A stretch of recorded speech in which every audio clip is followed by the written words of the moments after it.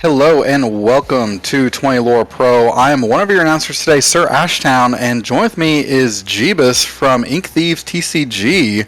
How are you doing today, Jebas? Oh, I'm doing great. We're excited to be here at Charlie's Collectible Show here in Stone Mountain, Georgia for their Lorcana 10K. It was upgraded from an AK to a 10K because there are over 215 players in today's event. Very excited to be here, and today we're having 7 rounds of Swiss, followed by a top 8 tomorrow morning on Sunday. After that top 8 on Sunday, we will have a 2K Lorcana tournament to stream for all of y'all at home. Don't worry if you missed any of today's rounds, they will be up on our YouTube channel, 20 Lore Pro, later on this week. We will also have the VOD from today's tournament up on our Twitch and on YouTube, available for you to watch. If you speak or know of someone who speaks a different language, such as Chinese, French, German, and you'd like for them to view today's Lorcana content, in the video description here on Twitch, YouTube, wherever you're at, it's there available for you to click on and to watch at your convenience. Again, we've had some really great rounds in today's tournament, and we want to thank some of our sponsors such as GFQ Underground. They made the amazing playmats that you've seen on the feature match, along with Ink Apparel, who did the artwork. Huge shout out to Ink Apparel and GFQ Underground.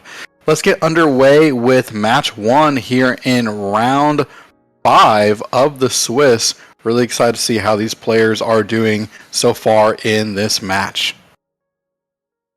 All right, now it looks like we are ready for... Looks like they've finished adjusting their hands, and we got SSG GHOSTY with looks like Emerald Amethyst and another Amber Steel, maybe Steel Song, maybe more of the classic Dwarven Mine. We'll have to see how that looks once they get a little bit more into the game from Alex here. So it looks like we're starting off with a Curse Merfolk. Definitely what you want to do when you're on the play for sure. And then we will see what the response is. So there's a Beast into a Cindy. This could go either way with either one of the decks. It does look like there's some Dwarves in hand, so I would assume that this is probably Dwarven Mine, but again, we don't know. Cinderella is definitely a good start, regardless of the version that they chose. A couple more 1-drops deployed. The new Diablo, which is just a 0/1 that quests for 1, and when it is banished, you draw a card. Similar to like the old Kuzco, really any of the cards like that. They do get to do the classic sing with Cinderella and draw a card here with Raging Storm. Let the storm rage on, of course, to just blast a character, draw a card. They opt not to go with the Curse Merfolk, likely because they can just challenge it later. It doesn't really threaten the Cinderella either, because they did remove the 2/1 with Chernobog's followers. So the Cindy should be pretty safe here unless they play a Fox, which is certainly possible. They go with the White Rose, and then quest for another 3, so +4 going to 6. Definitely an aggressive choice. Likely, a lot of these characters are going to get bullied this turn from Alex, especially if they have a strength in hand. They can sing the strength, take out the White Rose, challenge everything else, and really catch up. I was about to say, this has been some pretty quick gameplay from both these players. It seems like they know their decks pretty well, and even probably the matchup. I mean, they are just going into it, and we'll see how Alex is. Looks like he inks this Pluto, which makes sense. Pretty far off right now. It does not appear that they have much targeted removal in hand. I think they're considering what, if anything, they would be willing to discard to take out this Curse Merfolk. They play a Pete, which will limit the spells that are going to be able to cast, so no action is going to come down next turn. Looks like a Lawrence, maybe another Happy in hand. So they decide to take out the Diablo, which lets them draw a card. Happy's going to take out the Curse Merfolk, and we're going to discard... looks like the Lawrence, maybe. Lawrence is certainly off curve a little bit here, now that we're moving into 5 at this point. That's fine, leaves us with just the white rose, which can crack back and try to challenge if they want. Goes for rabbit, draws some cards, makes sense. Given that they're a little bit behind on board now, they're probably going to clean up something since the white rose really only quests for 1. Removing something off the board is likely favorable here. Yeah, white rose just being a great challenger here in this state. I mean, having a 3/3 body, a lot of these characters on the outside of the board. We're going to have to do a judge call here. They forgot about the Pete, and they went to cast a Friends, and they just started drawing right away. The Pete was pointed out basically right away. However, they did still draw extra cards into their hand, so my assumption is that we're going to have to rewind as much as we can, but to resolve the extra cards that are in hand, they're probably just going to have to pick one at random, because that's kind of the only real solution that we've got. But we'll have to see what the judge decides to do on this.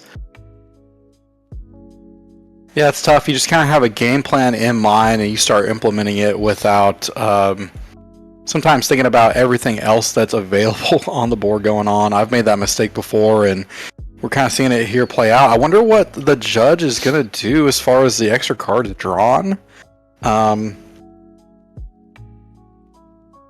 It's definitely fine. You know, they have been playing at a very fast pace, but it is one reason to make sure that you confirm with your opponent before, especially starting to draw. You know, hey, I'm going to cast this thing. Make sure that you're both on board with it, and then go to the point of resolving it.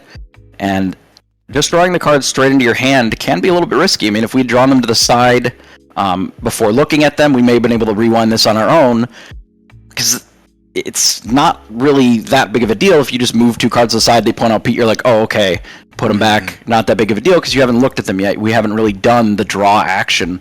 We've just gotten to the point where we're going to draw, and then it's a little bit easier to resolve. I don't even know if he got to the point of drawing cards more than just the 1, but we'll have to see what the players end up having for a resolution on this. Yeah, think about what the judge, like if they choose, okay, a random card goes back, or you get to look at their hand and choose the card you want to go back. Generally, it would not be look at the hand, since it's too much unknown information. A lot of times, if it's just an extra drawn card, it would be I believe that the ruling for drawing extra cards, since it's impossible to know which the drawn card was most of the time, unless they only had that card in hand, then you just have to assume that they're all equally likely to be that card, and then you just have to go with, you choose random cards to even out the rest of it, and then you shuffle them. And as long as you don't know any of the bottom cards, it's the same outcome overall, which can be, you know, a super positive or a super negative, depending upon what cards get sent back. Maybe they had something in their hand that they would have wanted to play the following turn, and now they don't have it anymore. But it's hard to speculate. It does depend on, you know, what information was known, and it is up to the judge to make the correct ruling on it. We have a great judge team here today that will absolutely be able to take care of this, and they caught it in time so that it's not too much of a disaster. You know, if we had waited too much longer, you know, we passed the turn after we drew the cards or whatever, then it will be a little bit more difficult. Because rewinding it to the point where they cast it certainly would be possible.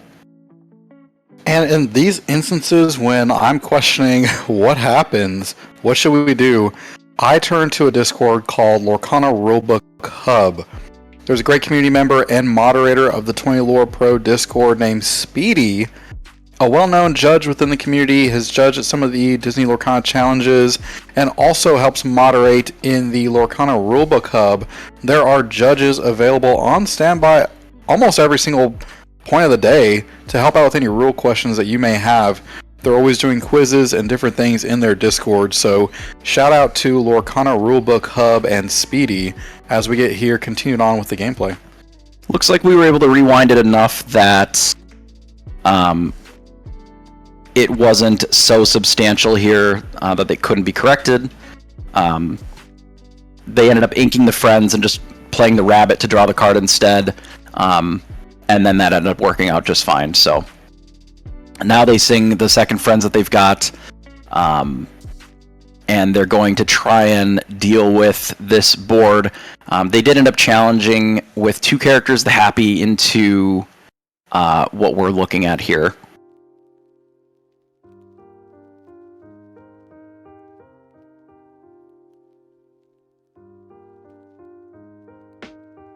This is the Sven coming on the board. I believe it taps something down, can quest for 2. Pretty strong.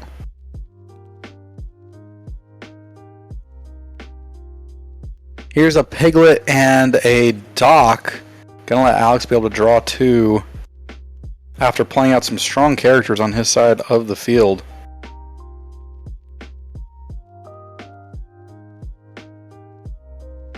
Alex here really representing a lot of lore to be gained on the board. We'll see what SSG GHOSTY is able to do. Decides to challenge in with the Pete.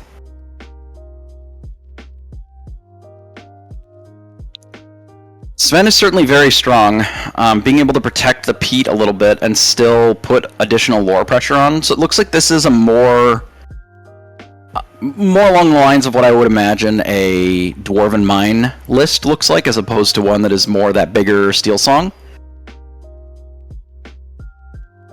This Dwarven Mine can be pretty scary too, just knowing that all of your knights can do so much damage. Yeah, a little bit of extra direct damage on the characters certainly makes just having some around not quite as impactful. Another draw 2 from Ghosty here, so they've basically ripped all their friends this game. They just keep casting them to not only fill their handful of cards, but also come up with a game plan to deal with what our opponent is doing here. So they end up cloud kickering the more problematic card, in Piglet here, and then they fox into something else. So they've done a pretty good job of managing the board state, so that it doesn't get completely out of control. Now I do see a Simba in hand from Alex, which would explain the 1-drop Simba, likely looking as, an okay, earlier mid-drop, being able to discard a card, draw a different card, but also as a very respectable shift target. Allows you to sort of quest out if you shift it, and then untap all of your other characters because it'll be exerted right away. It's very, very powerful. And especially in this matchup, being a 4/4 is not embarrassing. It is able to sort of bully a lot of what your opponent is doing, because there's just not that many answers to a 4/4. Kit Cloud Kicker certainly looks embarrassing into that. And Simba, just being able to ready all your characters, 4/4 like you're saying, quest for 2, it's just, it's a strong card, and when you just need a beefy character, it does the job in a list like this, that a lot of your characters, 1 or 2 drops, are a lot lower. Maybe when you see a Simba in these lists, that might now be an indicator that they're playing that shift line. So they decide to go with the Simba just to run it out, which makes sense given that their hand is basically just Pete's and Piglets. And they know that, because of the Ursula. So they're almost certainly going to have to trade something here, or all of these things are going to be able to untap. Though Ghosty is ahead on the race, this Simba does have a pretty big ability to make the lore a little bit swingier. You can even, assuming that your character lives, you can challenge and then untap them. We can use this Simba actually to challenge the kit rather than questing, and then the rest of the characters still will untap because it's exerted. I was just saying, we've already seen a Sven from Alex, so we know that he plays it. Could cause a lot of... Ooh, there's a double play. Wait a second, from Alex with Mr. Smee and Piglet. Man, getting the quest and then untap and then ready all of those, that would be a pretty good play. Yes, that would be representing 10 with what's already on board. It sort of will depend on what we want to quest with this turn, or if we just want to challenge the Cloud Kicker. Looks like we're just going to challenge the Cloud Kicker, remove that off the board. We might just say go. No, we are gonna gain our 4, which I think is an interesting line. It is unfortunately not gonna work out super well for us. It won't be that bad, but the Simba is not going to be nearly as impactful, I think, as it could have been. But it is hard to wait because there's, things like Elsa that can tap it and make its effect a lot worse. But I believe that Ghosty has a fox or a crab, something that will allow him to trade up into the Simba, which is really not that surprising, given that that's kind of every card in Green Purple's arsenal.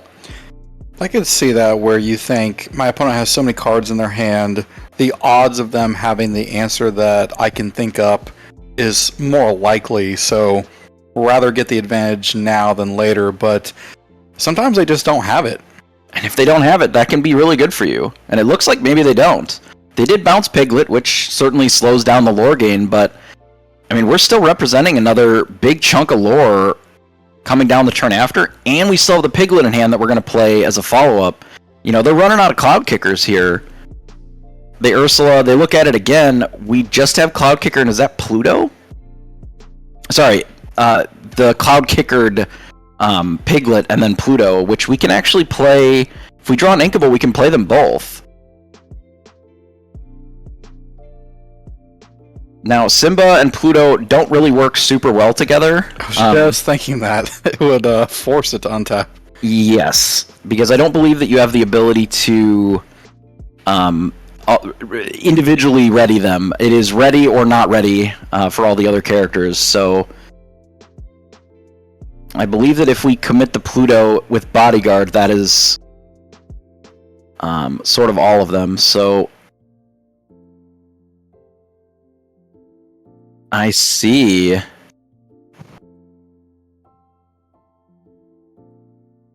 So we are playing... Did you see what that card was?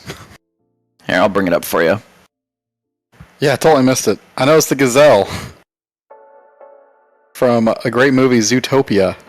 I believe that it is... I thought it was a 3-drop. I'm pretty sure it's a 2-drop. Oh, there it is. I Won't Give In. There you go. So that was I Won't Give In. So it is a song. It returns a card with cost 2 or less from your discard to your hand. So it allows you to rebuy a lot of sort of the really impactful cards in these colors. If they're playing Doc, you can grab a Doc back. Piglet can be really strong as a later game card that you can bring back.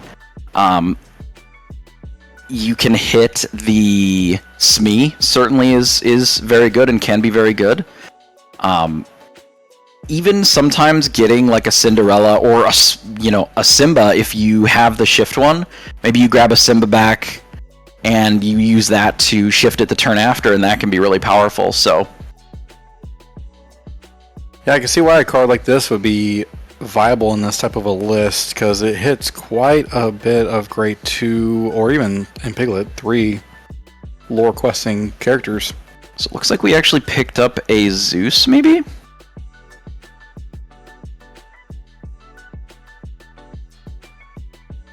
12-9 here. We do have some good challenging ability from SSG, especially because we know that he's got stuff in his hand like Merlin Crabs that can up trade with things, but that's still, with this Simba on the board, that's a lot of questing you can do. We're kind of in that conundrum again where does he wait to quest until you can get the heavy questers in Piglet and Mr. Smee, or do you use it now? I wonder if we're debating using Smee to take out the Ursula and then also using the Simba to sing and take out the snake. We're certainly going to do something with this Simba, whether it's just quest for 2 to go to 13, which doesn't look terrible, or just use it to Zeus and take something out. I honestly would almost rather just quest, make them have to deal with this Simba, and then we have, Piglet and the crew here as a follow-up the turn after to close out. Because just with our untapped characters, we'd be representing, 5, 6, 7, 8 which is enough to close it out as long as that Piglet is still in play. And we know that at least 3 of the Cloud Kickers are already out, so the only thing that they would be able to do is bounce the Cloud Kicker back and replay it, which certainly is possible, though. Yeah, I don't like the idea, or I like the idea of questing here. He does decide to sing it to take care of the snake, again saying, you have to have the answer for my character or it's going to stay on the board. They do have the ability, they can just Ursula kit all into the Simba, but that's just such a bad trade overall because it's your whole board for just the Simba, and then what? You maybe Cloud Kicker the Piglet, and then or Elsa, which they have in their hand, but that's like your whole turn, and then they still have, 1, 2, 3, 4, 5, they go up to 16. That's still pretty bad, and you only have Elsa left. This Simba's been a bit of a problem overall, and we know, that there's still some card in hand for Alex as follow-up afterwards. And I don't see exactly what it is, but if it's still at Pluto, that's an insane follow-up if the Simba's taken out. So maybe that's the forced action here, is you kind of have to challenge the Simba to get rid of it, and then, they overcommit into taking out the Piglet because they almost have to. Okay, so they take out the Piglet with Bell. I think that's fine. And now they have a good challenger in the sense that this Bell's a 4/4, but also quest for 2. But the Simba's still in play, and a big problem here. Like, if we have a Crab, we can ink something and play a Crab to trade an Ursula into Simba. I think that would be okay, but without being able to take out this Simba, it has really bullied this board. Yeah, Simba's been doing great for Alex this match. Like, I just don't see the card in hand. I don't see Crab at all. And without Crab, like, this is brutal. Using the Bell versus using the Elsa, I mean, Bell just commits a little bit more damage to the board. I think that's fine. But, like, what are we, gain 2, go to 14? Like, it's good, but I'm not sure if that's going to be enough here. We don't quite win, obviously. It's 2, 4, 6, 7. That puts us at 18. And our opponent does have a pretty strong board, but, like, Alex doesn't have to quest all out. They can just challenge a few things with their characters and then quest for some, and I think that's fine, because we know that in green and purple, they really don't have a good answer to a wide board. They can answer tall boards, they can bounce an individual thing, or they can challenge in with Crab and fight one thing, but they just don't have great board wiping potential unless they're playing something, like Under the Sea, which these lists can't really afford to do. I could see a turn where he possibly has a Fox and starts using the Ursulas and the Fox to challenge in, and then you've bounced maybe the Bell that already did challenge and survive to replay it, move damage. That could be effective in the sense that you could affect the board down Alex's side by removing several characters at once, but you're right, you have to have those exact cards or you're not going to have enough removal to take out several characters. I think we drew another Simba. We're going to loot and see if there's a better card.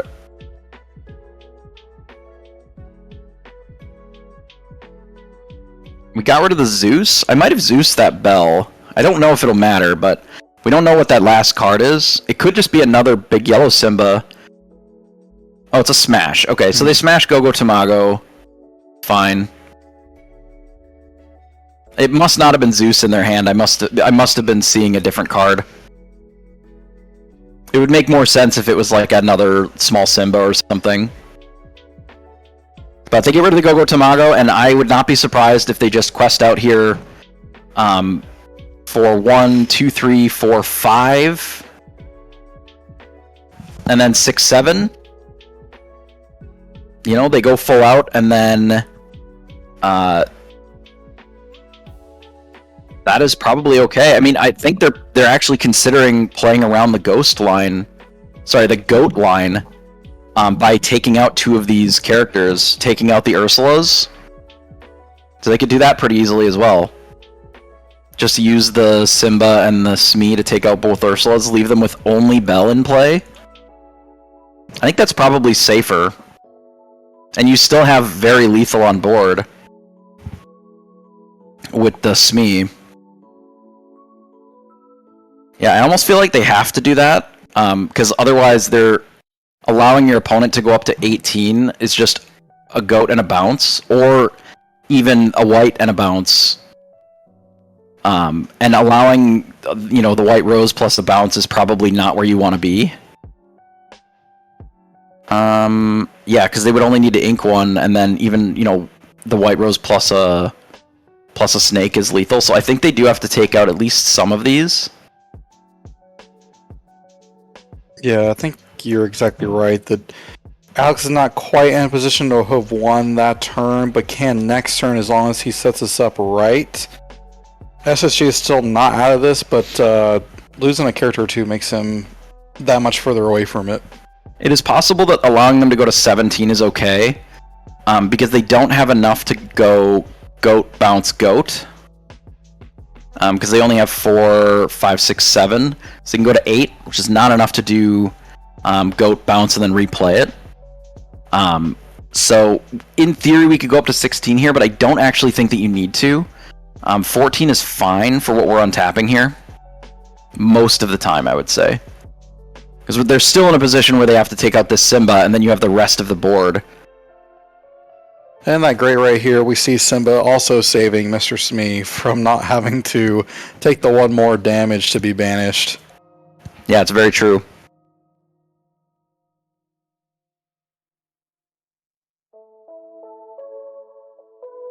This is a tough spot for SSG to be in right here. We'll see what cards he has to try to get himself out of this. We know that he really has to take out several of these characters on Alex's side of the board. They're going to be able to quest next turn to give him the game unless he changes some of this. Yeah, even outside of the Simba, it is still representing enough lore to close it out. And even with the ability to take out a couple of these, you're going to lose the Simba most of the time, I would think. But it's going to trade with the Bell, which is fine, because then there's just not pressure from the other side. So they play an Elsa and tap it, that makes sense. They're able to take out the Smee and likely take out the Simba. Elsa gets a little bit of damage on it, but this makes Gogo Tamago an insane draw. Another reason that ability to grab a card back from the discard is really strong. You can grab Gogo Tamago back and actually just replay it.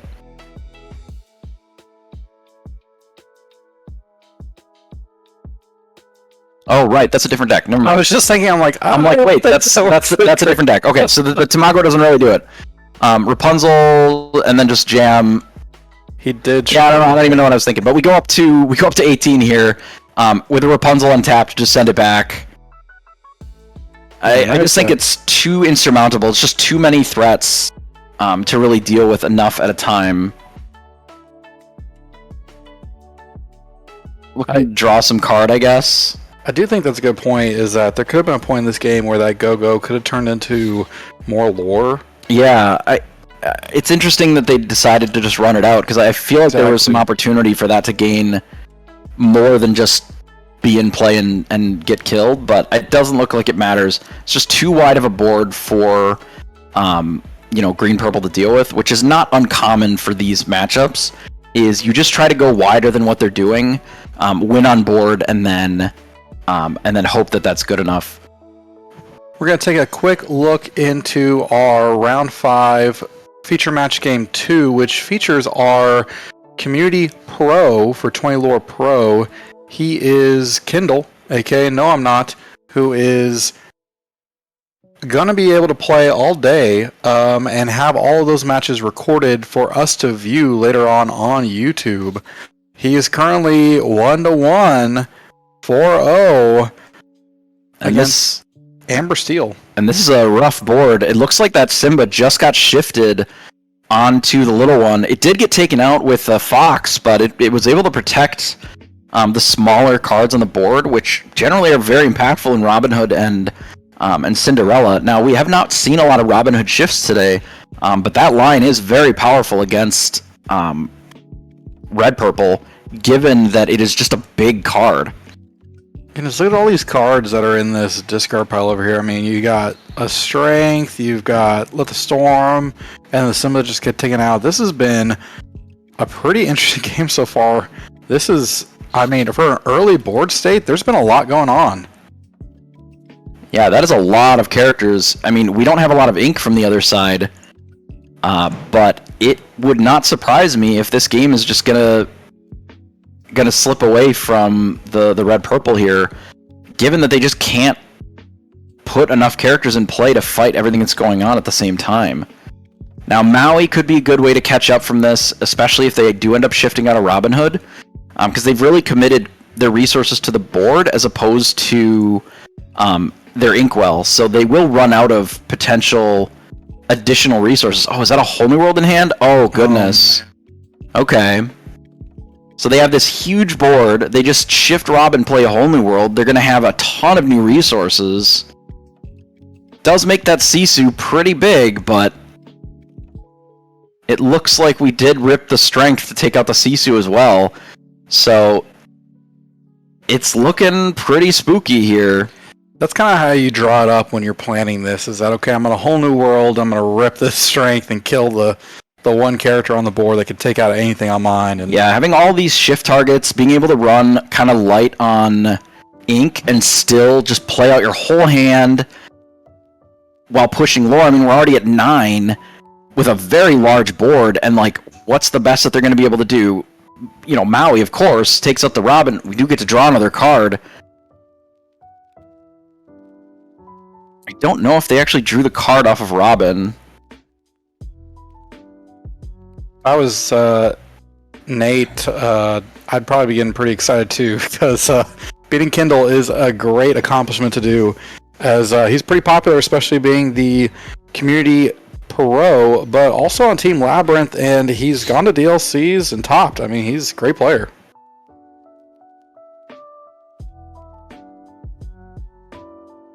Oh man, shift Cindy here too?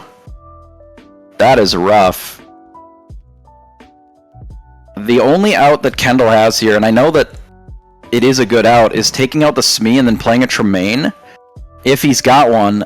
I believe that he's got some, or he has the Dragonfire that we saw earlier. Oh, it is a Tremaine. Oh, wow. Dang. Okay, so he did have the out because the Smee was tapped and had that extra damage on it.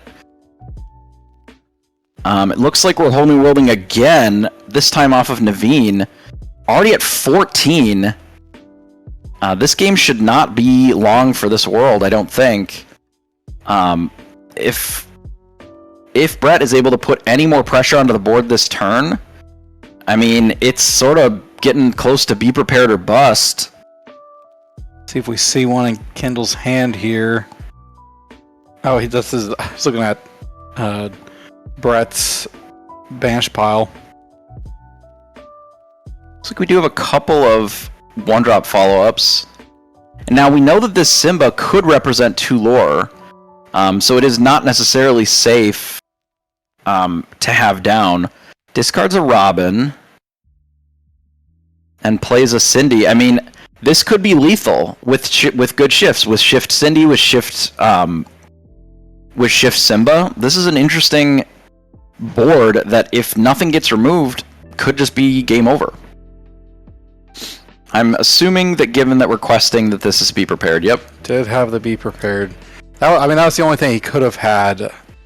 To not just be done there. Yeah, it also looks like there is the Sisu in hand, so that can be pretty brutal here. Makes sense to play be prepared right then when Naveen makes it out of reach for that Sisu. But I believe that's only a one of in his list. It could be more, but I think the one of for sure. Here's Ariel, maybe finding another whole new world. Ariel ends up finding a Zeus. It's certainly something here. That was definitely an interesting board for us to come in on. And I think this is already game 3, so we can find out the total outcome of it before we jump back to the other game. A Lawrence. Lawrence is very good in this matchup. Good enough for another Be Prepared. I mean, we can't, as the red-purple player, really allow them to just gain another 3. Putting them up to 17 would be pretty brutal. As well as Ariel being able to sing Whole New World. You know, you deploy 2 or 3 threats and then Whole New World immediately. Like, that can be really bad.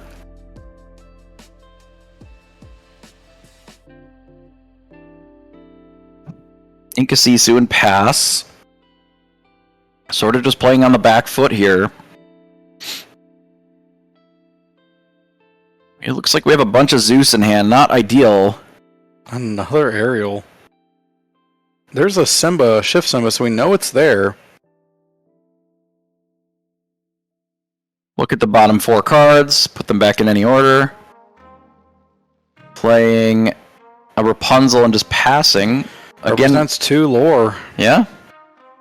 It's definitely good in this spot. I mean, a Brawl takes it out. But that ends up being a good chunk of No I'm Not's turn, if that's the play, assuming that he's even got it. You know, several Be Prepared's already out of the game at this point. Okay, so it is the big Sisu, which we knew about. And that makes a lot of sense, too. Yep. But the Zeuses can take that out pretty easily. Eventually, Brett's going to need more cards in hand because No I'm Not is being able to handle what Brett's throwing out there. And we're getting a 2-for-1 with basically every one of these plays so far, which certainly makes it very challenging for Brett to keep up here. Because yes, we're playing 2 spells a turn, but when Kendall's only playing 1, we're just exhausting our amount of cards very quickly. That 3 Zeus in hand? It looks like it might just be all removal in hand. Which is not what you're looking for here. Yeah, Brett for sure wants characters that can quest and quest well. No, I'm not, of course, happy to see just, I mean, anything they could tap down or Madame Medusa, just be able to take out anything that Brett's playing. Yeah, we have a little bit of time here, but not a ton for Brett to actually close this game out. So it's getting to the point where Red-Purple's got a little too many resources, and interesting just plays out an Elsa not leveraging the tap ability, which means that Kendall's hand probably isn't that great overall. Maybe they have a snake and they're just looking to bounce it back. Okay, so they're using that to actually just get the 3/3 down without it just banishing itself. And 3/3 stat line can really challenge into basically every character that Brett has, besides the Shift Robin Hood, the Simba shifted, the Cinderella shifted, but besides that, I mean, most everything else in Brett's deck, that snake can handle with a tap down from Elsa. And now that we know that they have the Elsa, that makes the 3/3 a little bit better.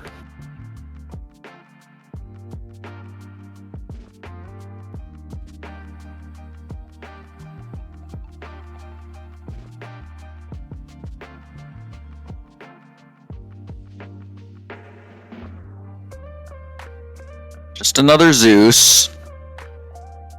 Goodness, I don't know. Well, it protects anything else you play following up, but I don't think that they really have anything to follow up with. There was a turn earlier where they inked a Lilo. The Lilo that you can get back from the banish. I think that they maybe made a mistake. Oh, that would have been a great play, yeah. Right, that would have been something where they can keep putting a threat down. Now, Kendall's had answers to be able to challenge it, but that at least gives you something to play every single turn. That may have been a big mistake here, because all they're doing is having removal, which really isn't enough on its own. Having removal plus the Zeus is one thing, but not having that Lilo might be costly here. Now down to 1 card in hand, too. And it's another Zeus, by the way. I think that's the full set. Elsa eats another Robin. Whoa. And the other, so... Follow-up Bell. What a play. All these got a Simba here. Discarding a Lilo, that's really good. There's our final Zeus, and then we send it back, and now we can start Liloing. Yeah, that's going to be a big problem for No I'm Not here. You know, they do have a large challenger with the ability to sort of bully the Lilo, but it is something that they now have to deal with every turn effectively. But as long as they have bodies on the board, that is doable. And there's a goat. I don't know if the Lilo at this point is going to be enough. It's too many turns past the point of where the Lilo would have been super good. And since we only have the one, you know, if we had multiple Lilos, we may have been able to put a little bit more pressure than what we are now. Honestly, Kindle, no, I'm not. He really piloted this, I'd say, pretty well, and then got good draws off of the whole new world. He's been piloting this excellently. Yeah, here's the Lilo again. Deal 2 damage, draw into another card.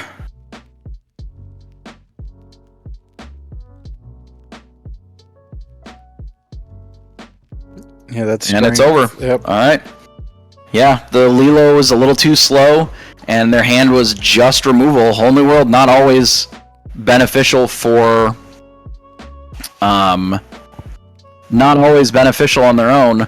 Looks like we're going into Game 3. We missed the entire Game 2, a little bit more aggressive on green-purple when they were on the play, enough so that we went all the way to our next game. And we're already 2 turns in here, it looks like. Deciding what to discard with Simba, it looks like. Well, congratulations on another win for Kindle, aka No I'm Not, in round 5. He is our community pro. We will be able to see all of his matches on our YouTube later on this week for your viewing pleasure. 5-0 right now, he's doing great. Notably, Alex just got rid of 2 removal spells. In discarding the... and they dodged the Ursula. Yeah, they discarded the strength... Or sorry, they inked the strength and discarded the Raging Storm. And they just had no songs left. The Ursula just completely bricks. And now we just have a ton of bodies on board. And I think we're just going to keep pushing bodies with Lawrence here. I wouldn't be surprised if we just quest out. Maybe leave the Happy back.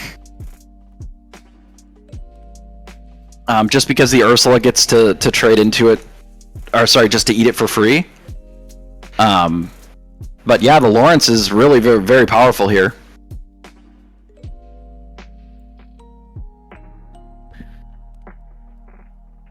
Alright, so... Inks the Rose, Diablo, Chernabog, Merfolk. You know, those are a lot of 1-drops, but not a lot of power. I mean, we're adding 2 with the Chernabog followers, but not much else. So I would say, looking at this board, that likely Alex is in the driver's seat. It can swing pretty quickly, you know. The green-purple player could have Crab. Crab allows any of these cards to trade up pretty aggressively, but you know, a Shift Simba or something along those lines can be really powerful here. Lawrence takes out Ursula, likely just going to Rapunzel. Oh yeah, okay, so we're going to Rapunzel, draw a card. It develops the Rapunzel, which I think is fine, and it does give us another card while still taking something out. You know, we don't actually gain 2. Interestingly, in this spot, maybe would have used Simba instead to do the same thing. We could have used Simba or even the Cinderella to allow us to gain an additional lore out of that, because the Lawrence quest for 2 and the other one's only quest for 1. We'll see if that actually ends up being a problem. You know, if we're just at 6 lore instead of 7 lore. But with as powerful as their board is currently, it may not even matter at all. Here's a Genie. Genie being one of the better cards out of set 6. 2/4 draws a card.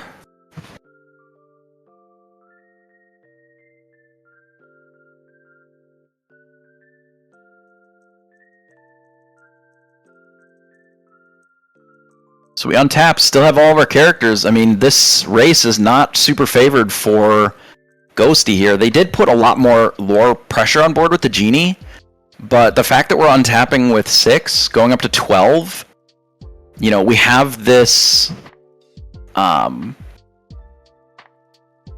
we have this Sven in play. Sven can untap, you know, really any of these and just be a huge problem.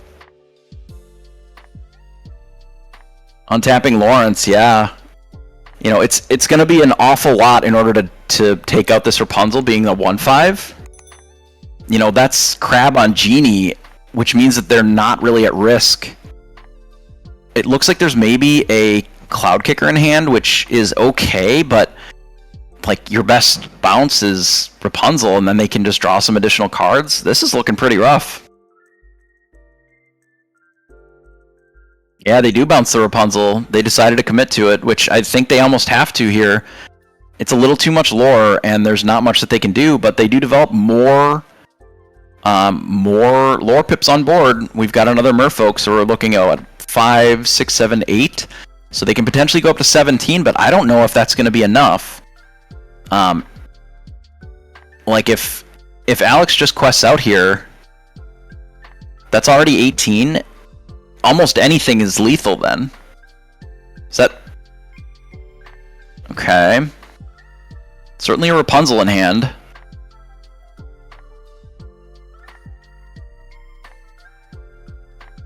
Is it just all Rapunzels? Looks like it's an awful lot of Rapunzels, so we can probably discard one without a huge cost.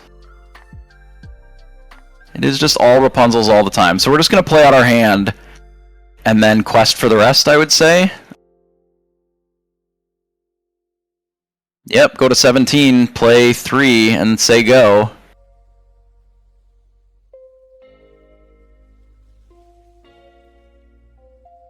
That was triple Rapunzel in hand. Certainly a good card, but not really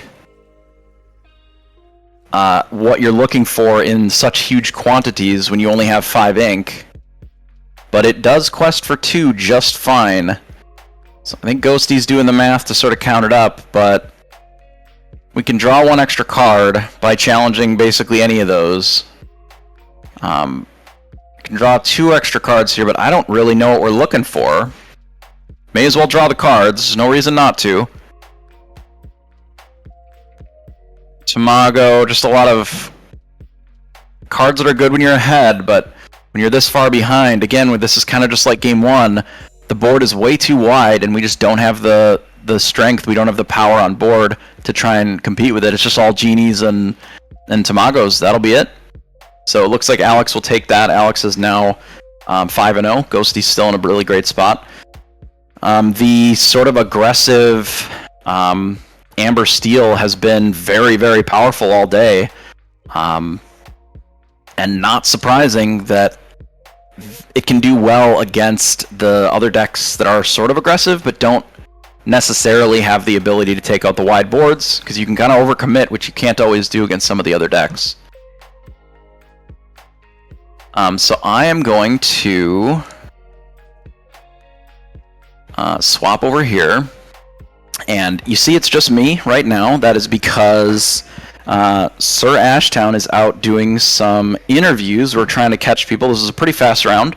We're going to sneak them in now while we can. I do appreciate everybody for tuning in. You know, we love all the support, and you know, we want to have a big shout out to Charlie's Collectibles. Charlie's Collectible Show, Stone Mountain, Georgia. If you've never been here, it is an awesome space. There's tons to do. It really does feel like a con in this space, and it's awesome that they're supporting Lorcana. This is not the first event that they've done. You know, they had an 8K guaranteed, and it went up when we had more players than what they had expected. You know, it's been going up in size every single time. So really, if you have the opportunity and you really want to participate in the competitive grind, but you can't always get out to the DLCs, or, you know, even right now there aren't a whole lot going on, you can always come out here. It's a great place to be, hang out with lots of cool people, and participate in the tournaments. So we will get ready here for the next round. We're going to go smash some interviews where we can, get some deck techs maybe, and I will see everybody for the next round, which will be round 6.